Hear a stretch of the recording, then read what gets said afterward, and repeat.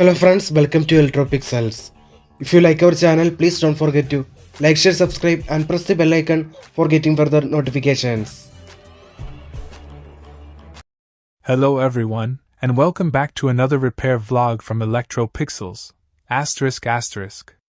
Today, we're working on a 32-inch HD ready assembled LED TV, and as you can see, the repair has been completed successfully.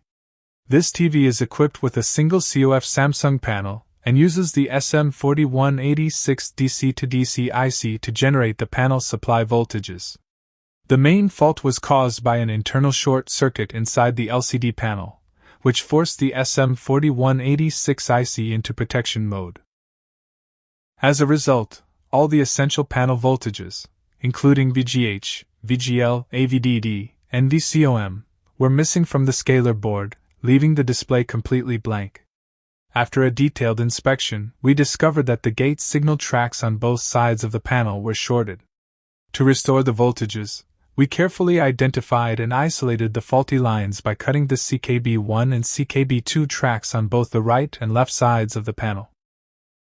Once the shorted tracks were removed, the SM4186 IC resumed normal operation, all the required panel voltages returned, and the TV started displaying a proper picture again.